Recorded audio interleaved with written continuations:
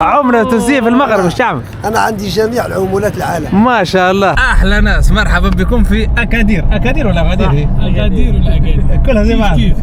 يا أخي شنو هي التسمية متاعها؟ معايا أعرفكم على جماعة، معايا عبد الرحمن، عبد الرحيم ويونس. شوف المدينة هذه كلها أمازيغية، يعني 100% يتكلموا اللغة الأمازيغية. عندكم لغة أخرى تتكلموها؟ عربية؟ هيك تعلموها في المدرسة؟ صح. لا اسمها تشلحت ولا شلحة؟ شلحة أمازيغية. عبد الرحمن تو قاعد يتكلم ما فاهم منها حد شيء هنا.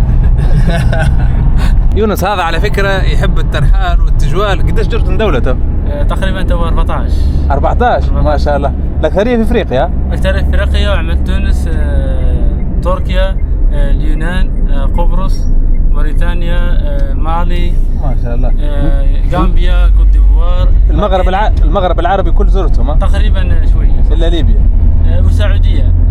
عملت عمرة. اوكي سعودية. صح. ربي يتقبل. آمين. ما شاء الله. على طول وصلنا قرية هذه اسمها خربان. خربان. قرية خربان هذه مقابلة المطار على طول. ماشي في بالي يونس يسكن بعيد عن المطار، طلع 5 دقائق. امورنا واضحة. قرب. نشرفوا ابو عبد الرحيم. نشرفوا، ربي يفضله لك. الحمد لله ما شاء الله. الخبز ما شاء الله. اغروم يعني الخبز بالشلح اسمه اغروم. حلو. تفضل. شكرا. هاي اول حاجه ندخل لها نوثقها هي السلام عليكم. اهلا وسهلا. كيف الحال؟ ما شاء الله. السلام عليكم. واش الاغروم ها؟ الاغروم شوف ما شاء الله. اوه الريحه مش عاديه، مخبزه تقليديه مش عاديه.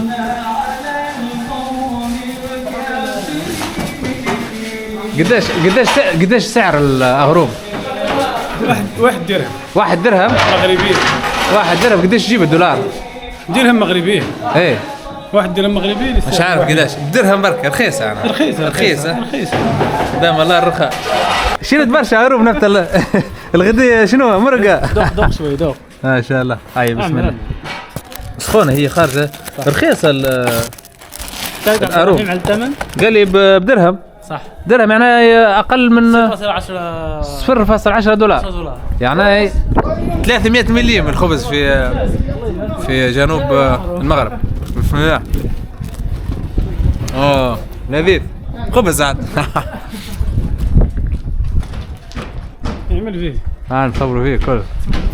عبد الرحيم كنت نحكي معك، كنت تفهم فيه ولا نحكي بلغتي الجنوبية التطاوينية التونسية؟ لغتي تونسية لكن تختلف على الشمال شوي. جنوبية. حتى انتم جنوب. تفهم فيك لان كل ما باي اوكي. قديش ثم اللغة في المغرب؟ في المغرب العديد من اللغات. مثلا تحدث اللغة الأمازيغية، اللغة العربية، الصحراوية، الشمالية، الطنجاوية، الصحراوية هذيك كيفاش الصحراوية؟ زي موريتان. اللي في مثلا في الداخلة في الجنوب في الصحراء. العيون. قلميم. العيون. نفهمها لا ولا صعب؟ شوي نفهم شوي. صعبة. شوي. نعمل ستاج الوحش.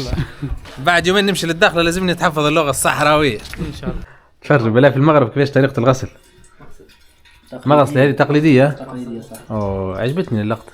هذا يسموه ابريق ولا براد؟ مقراش. يصب المقراش وثوب. شوف الماء يتعدى لطها. بعد لي تعود تستعملوه الماء. لا يتعدى يمشي يسقوا به الجردة. باه تاني حتى المقراش. باه تصورني انت. ركز مليح. ما شاء الله.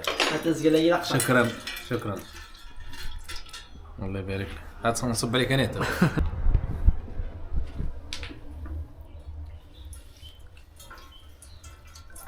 شكرا. عايشك تونسية هذه. صح. هذا نحطه هنا. اي صح. عبد الرحيم هذا ما طباخ يخدم في المطار، بيعطينا تو المكونات نتاع السلطة هذه. هذا طبعا الرز. عند الأرز أرز مع الثوم المميز. اوكي. هذا جزر خضرة سفناري. هذه بطاطا بيضاء هيك. بطاطا. اوكي. هذا بيض لا هكا بيض. اوكي. معروف. هذا الخس هكا سلطة. اوكي. هذه باربا نسميها بالباربا. لا زي اللفت السكري ولا؟ زي لا لا هذا شنو الباربه هذا؟ خلينا نجربه باش نعرف شنو. خضاره هي خضره. خضره. بسم الله. آه. عرفته. يسمونها في تونس البيتراف. البيتراف. بيتراف. واش يسمونها في تونس؟ والله لا عارف الحق. كتبوا لي شنو اسمه البيتراف بالعربي ولا ما عارف. ممكن لفت سكري ولا مش عارف ولا لا تلزنيش على الكذب. نحن نسموها باربة. الباربه اوكي. هذا خيار. هذا فقوس. فقوس. هذه سلطة مغربية مجيز بين الطماطم والبصل. هذه كيما سلطة مغربية حتى التونسيين عندنا واحدة شبه اما تكون حارة شوي. الشعب المغربي ما يحب الحار. ما تحبوش الحارة؟ احنا نحبوا الهريسة. هاي شاهي طيبة هاي.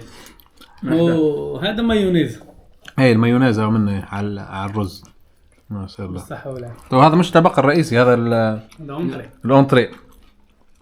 ان شاء الله من بعد نعملوا طبق رئيسي ان شاء الله. ان شاء الله. في بالي هذا هو يشبعنا. ما شاء الله. هذا الطبق الرئيسي. الطبق الرئيسي. هذا الطاجين يا سادة. انه الطاجين بسم الله ما شاء الله. هذا شنو اللي في الوسط هذا؟ الطباخ عبد الرحمن. انقذنا. على فكرة انا جربته في فاس طاجين المغربي نفسه اللي فيها غدير نفسه. هذا شنو هذا البيض معروف؟ زبيب هو العنب. عنب مجفف. هذه عنب هذا؟ لا مش هذا اوكي صغير اوكي. وهذا شنو هذا؟ هذاك برقوق. البرقوق بالمغربية برقوق. البرقوق اللي هو شنو؟ زي المشماش. مشماش شايح. لا هذا ماشي مشماش مجفف. لا برقوق مجفف. برقوق نذوقوه نقول لكم البرقوق. والخبز. البرقوق هذه طلعت في تونس العوانة. بكر يقولي برقوق ما عرفتهاش. من البذرة متاعها تعرفها العوانة مجففة حطوا فيها في الطاجين ما شاء الله تفرج. اخر طبق معنا الحاج علي بابا يونس نشرفوا. هذا الحاج انت اصلك من الصحراء. اي الصحراء. من الصحراء عندكم لغه خاصه. اي لغه خاصه. مثلا اعطيني كلمه مثلا. بخير ياخذ لباس كي داير مع الواحد. فهمتك راه بخير لباس كيف داير. العائله لباس الحمد لله. مثلا بتسال حد تقول له انت من وين؟ من وين انا من الصحراء. لا انت بتسال حد بالصحراويه. صحراويه. ايش تقول له؟ الناس ابو 10. الناس ابو 10. اي ما شاء الله. هو قبيله ابو 10. ابو 10. اي قبيله. اوكي. انا الاصل جدنا الاول جاي هاجر من الساقية الحمراء اللي هي من الصحراء. مشي لجنوب تونس تتزوج غادي في قرية مدينة هي كانت قرية تطاوين ماشي للحج واللقب متاعي الحاج. فاني ممكن الاصول متاعي بربري صح. وجهي بربري تحسه امازيغي او ما نتكلمش للاسف. شكرا على الضيافه على كل حال. هذا كل شيء مغربي. كل شيء مغربي. هذا منتوجات كلها ما شاء الله. القوارص كلها مغربيه من الجنوب من اكادير. بالتونسي هذه مدالين. مدالينا ايش يسموها؟ مندالين. زي الفرنسيس استعمرونا. الله غالب. هذه بنان موز انتم تسموها؟ لا بنان. البنان وهذا تفاح. لا ما بعدناش. هذا شنو؟ تومسون. ليمون هو القارص عندنا احنا الليمون. لا هذا هو الليمون. هذا التومسون. القارص هو الحامض. ان شاء الله سي مايده في الجنه حاج. نسميه الحامض. القارص الحامض ذاك هو قارص. اوكي يلا بسم الله نجربوا المدالين. عمرة تونسية في المغرب وش تعمل؟ انا عندي جميع العمولات العالم. ما شاء الله. نعم. ندور باش ناخذ تاكسي وانا في المغرب نلقى السيد هذا صاحب التاكسي خرج لي 10,000 تونسي. نعم ما شاء الله 10 دنانير البنك المركزي التونسي. نحن والتونسيين شقاء. ربي يستر. الحمد لله. خاوة الله ما شاء الله. الاسم الكريم حبيب. نعم. على اسم الوالد. مشرف. ما شاء الله في قدر الوالد ان شاء الله. عجبتني زاده في المغرب. نعم. البلاك ايش تقولوا بلاك اللافتات يكتبوا بالعربي. قف خير من ستوب بالفرنسي. احسن شيء. ونكتبوا بالامازيغيه. نعم. المنطقه هذه اكادير كلها غادير كلها امازيغيه. المطار مكتوب بالامازيغيه. كل شيء امازيغي. نعم. التشبث بالهويه اهم شيء. هنا المغرب الجنوب يتكلم الأمازيغية ما تقريبا شاء الله. أكادير. إيه. من أكادير إيه. إلى قلمين كل يتكلم ازول في اللون. أزول حفظنا كلمه ما شاء في الله. الشعر نعم، شعر أمازيغي. اعطينا شوي شعر. نعم عندك بالامازيغي نعم شوي برك. شوي. ايه نعم تكلم الأمازيغية. لا ما نفهمش انا. مثلا كانت غادي تسمع الشعر سمعتها. يسق صدق يحس كوسي منر هاي ريسيني حد الحرسة والح اما الشيل سيني طمازيني باليسن هل سيغني توالا ضربوا لي السلدانة تدم ستكربان حوران كرزيت ما قالت تقباني توتسي زوران حولاو تيلا سنف انت بودي سلما ورزيد دار تزيدي قرزام لو باكستاني ترزم داس درمي غوسن تكشم ديستيباو اها تابوك سينوز غريد السوق غراسن شاتيني تحبومي غرمانة نرابح هذا النظر اللي ستقرا على الصدر يطازن ما نزكيناني سنة دلال قرميد من قلنا حفي زربانا درنا كتوفن اغصد حسن برك ورقسنا الحبوس نفركنا كاكويطات النزيط نكاي هيانك ما شاء الله. غصت مي منال اقيس نسكرت هذوك متنارات حلون ايو زي مزيان ايوه زي ما تجي فهمت ولا خريج. هذا كله هو كلامه هو هذا كلامه هو. صح. هذه التاكسي بتاع هو. لا هو خدامه هنا. قدام هنا. اوكي. احنا تو في الطريق اللي تربط ما بين خربان مطار بتاع اغادير هنا يبعد 22 كيلومتر على اغادير. تو على طول نمشوا لاغادير. شوف البنية التحتية في المغرب ما شاء الله. هذه الحكومة شادة أنا. عادي نصوروا الحاكم نورمال. ما ثماش مشكل. ما ثم حتى مشكلة. ما حتى مشكلة. تحية الحرية. مرحبا بك في المغرب.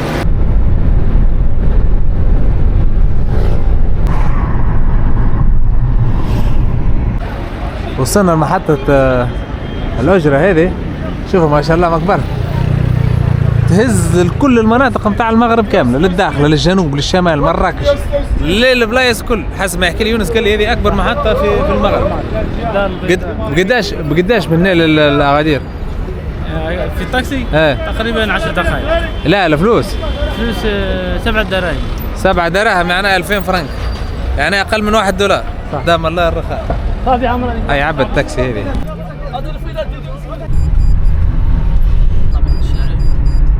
وصلنا تو لمدينة أغادير. أغادير هذه على فكرة مدينة كبيرة فيها حوالي 1,000,000 ساكن يعني ماهيش صغيرة. أغادير أنا نقولها أغادير. أغادير طبعا هي مدينة بنسبة 100% أمازيغ يتكلموا اللغة يعني الأمازيغية الشلحة وفي نفس الوقت يتكلموا العربية يعني تجي هنا يتكلم العربي ما عندكش مشكلة. البليدة هذه معروفة بالسياحة عندها فيها البحر لأن البحر مش بعيد عليها وفي نفس الوقت دايرين بها جبال الأطلس. صحيح ولا يونس؟ صح. انت ولد البلاد نورمال تعطيني المعلومات هذه. صح. مرحبا بك خويا. مرحبا بك وبك اكثر. طبعا مدينة أغادير مشهورة بالتليفريك. فيها تليفريك يطلعك للقمة متاع ثم هضبة موجودة في أغادير إطلالة خرافية على المدينة. فيلا بينا نجربوا التليفريك بتاع أغادير.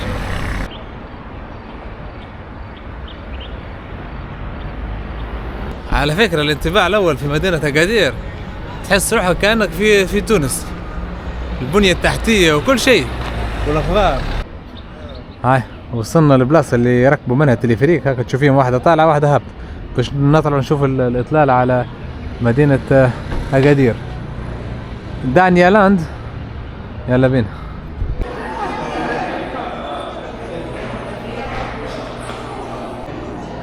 أنا عنكم الأسعار ذهاب وعودة أدوت 95 درهم يعني حكاية $10 معقول.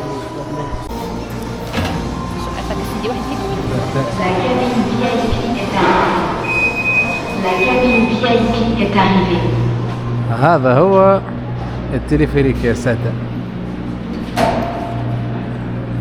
ينظفوه في ساعة ويتعدى منه.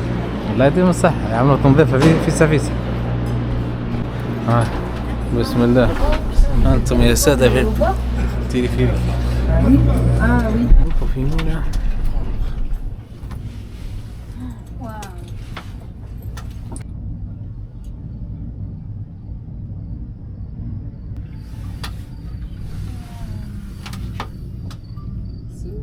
Ne fais pas comme ça, l'envoie pas. Tu peux me le faire s'il te plaît? Bah non, tu le fais, tu le retournes et tu fais comme ça. Super. Ouais, mais sur la vidéo, moi je le corps.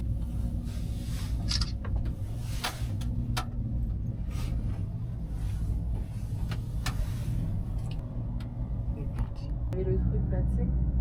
Maman. Ouais, quel truc? Le truc. Oui, c'est drôle. Non mais du coup, ouais, c'est super. Je suis vraiment contente. Et du coup, voilà, après, on a été faire plein de trucs.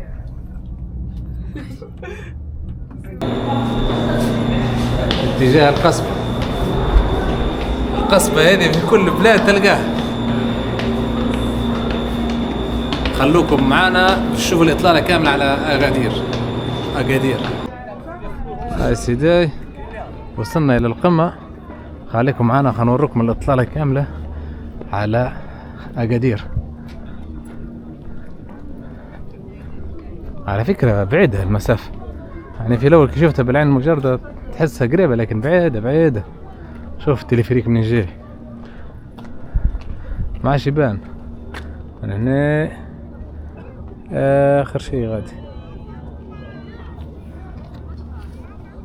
صراحة إطلالة خيالية. أعمل لكم زوم على الكورنيش.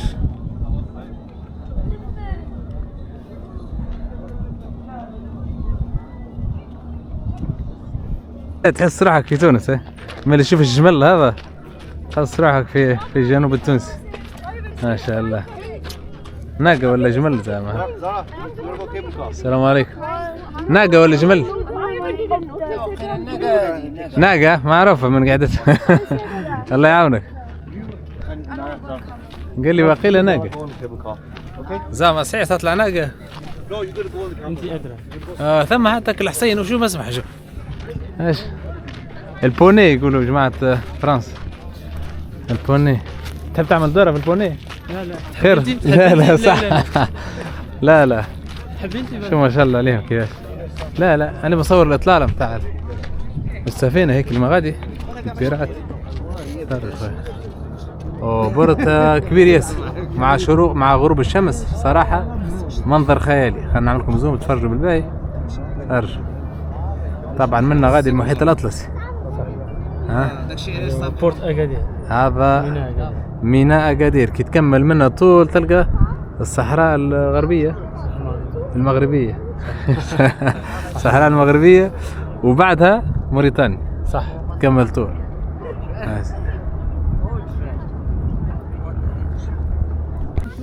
هذا متاع سيدي بوسعيد. الباب هذا كل شيء موجود. فرج مصباح علاء الدين السحري. ما شاء الله. السلام عليكم. ربي يعانك يا حاج. فرج الخنجر. طبعا هنا الاشياء التذكاريه هذه كل للسياح. احنا ما ناش سياح احنا رحاله ورحل. ثم فرق بين السائح والرحاله. صح. الرحاله يحتك بالشعوب والسائح يحتك غير بالسياح. هذا مثلا سياح اللي قدامنا. على فكرة السياحة محترمة في المغرب لاهين به. هذه القصبة طبعا كما تشوفوا فيها الحصن، حصن كبير لحماية أغادير يطل على المدينة كاملة. مش عارف ثم ممكنين ندخلوه ولا لا. نعملوا دورة في هذا الحصن الجميل. هذا قطوس مغربي.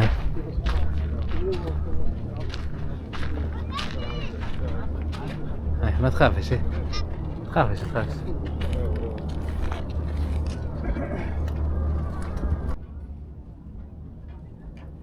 ندخلوا بكم من القلعة هذه الحصن. لا سبقتك. لا ايش عليك؟ بيخلص هو. حبيت اخلص اني قبله. السلام عليكم. السلام عليكم. كيف حالكم؟ الله يبارك لك. شكرا. به انها القصبة يا سادة ما عندي عليها حتى معلومة خلاف انها حصن وخلاص. اما ممكن اطلالة مغادي حصن وكو السور. انا حاطين فيها غادي بعض المدافع. تشوفوا كل المدافع. خلي نوروا المتابعين مع غروب الشمس. طبعا هذا اللي امامكم تاريخ قديم. شوف اكيد مرممنا. على فكرة السياح معظمهم حسب اللغة اللي نسمعها معظمهم من روسيا. ايواش هذا مقبلينهم للسفن اللي جاية اللي بتغزي زي السفن هيك يعطوه من هنا بوم. هذا منا كيف السفن وغادي عاد تولي تقبل قد الناس اللي تحب تجي تحارب من اللطف. لا مكان جميل، إطلالة رهيبة الحق. أول مرة تدخلها يونس؟ أول مرة صح. تو السيد هذا من أغادير. أول مرة. يعني جاب ربي جيت هنا باش دخلت. كنت سبب ما شاء الله عليك. ما شاء الله تبارك الله. نلاحظ حاجة أنا ديما ولد البلاد ما يركزش مع الأشياء يعني التاريخية والتراثية، ما تواتيش الفرصة وما اتجاه الزيارة ثم اتجاه نتبعوا منه. شوفوا بعض الأحجار التراثية هذه. زلزال 1962. هي صار زلزال هنا في البلاصة هذه 1962 كسر الدنيا كل. صح. أما بقيت بعض الآثار هاي الرومانية. أيوة يلا نواصل الرحلة. هنا تلقى بعض المعلومات. مقهى هذا المقهى الموريسكي، يعود افتتاح المقهى الموريسكي إلى عام 35، مش قديم برشا يعني قبل الحرب العالمية الثانية، إذ كان يمثل عامل الجذب الرئيسي للقصبة بفضل تصميمه الموريسكي. حاول معليش معناها زلزال التصحيح 1960 عام 60 يعني المقهى هذا مشي في الزلزال. ايوه راح الغالي راح. كانت فيه اطلال جميلة المقهى. خلوا بعض الحاجات التذكارية اللي كان بنوا بهم المقهى. انا المقهى هذا كل كان مقهى نكاتي لكن مشي لا غالب. هي القلعة هذه كلها جهة الزلزال رحلها ما خلى فيها شيء. حتى هنا كيفاش كانت قبل كيف هذه هنا كانت الحديقة المدرج المفتوح ودار الصناعة التقليدية، كان فيها حاجات تقليدية وارتيزانا كل شيء راح. لطيف. خلى الزلزال حتى شيء خلى شيء اللي غالب. لكن زلزال في المغرب في الستينات ولا ايه؟ كانت صومعة وكان جامع. هذا المرصد الجنوبي الغربي والطريق الدائري، يعني على الأغلب هنا كان جامع أو مسجد. صح. الصومعة وين؟ الصومعة هذه تخربت راحت الله أعلم. المحراب هو بقى اسمه. شوف الجامع هذا خلي نحاولوا ريتا. منذ بنائها في أواسط القرن السادس عشر من طرف السعديين، كانت قصبة أكادير أوفلا مزودة بنظام دفاعي ضخم متمثل في جدارها العالي المدعم بالطريق الدائري والأبراج المجهزة بالمدافع ومرصد يسمح بالمراقبة في اتجاه البحر والمرتفعات المحيطة بالقصبة من جهة جنوبية والغربية. أوكي. على الأغلب هذا الجامع.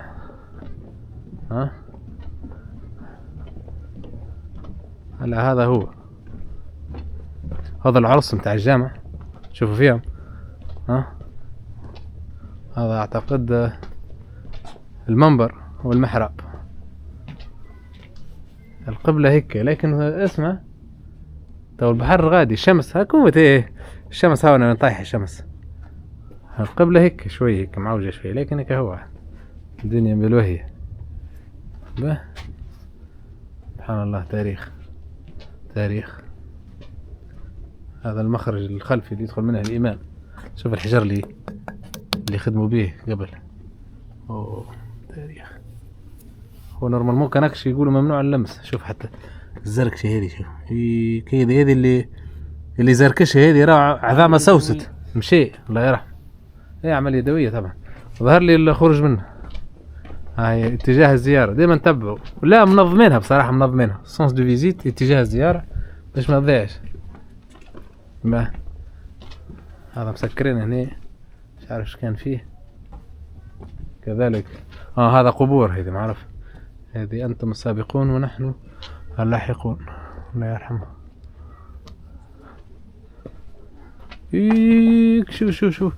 شو الكرلاج هذا. الزليج البلدي. الزليج قديم ياسر هذا. اتجاه الزيارة منه كل شيء منظم ما شاء الله. اي ما شاء الله. الأكل ممنوع والتدخين ممنوع في المكان هذا. هم قاعدين يشجروا هم يعملوا في التشجير في البلاصة هذه اللي ضربها الزلزال. عجبتني يا قدير بصراحة. دايرة بها جبال مناخها جميل وطلال يعني المزيج الجبال من تالي ومن الشارع الاخرى البحر عالميه بصراحه. الموقع استراتيجي على الاخر. هاي نزيدكم اطلاله اخرى مثالش. صرفنا هذه اطلاله على الجهه الغربيه الشرقيه بالعكس.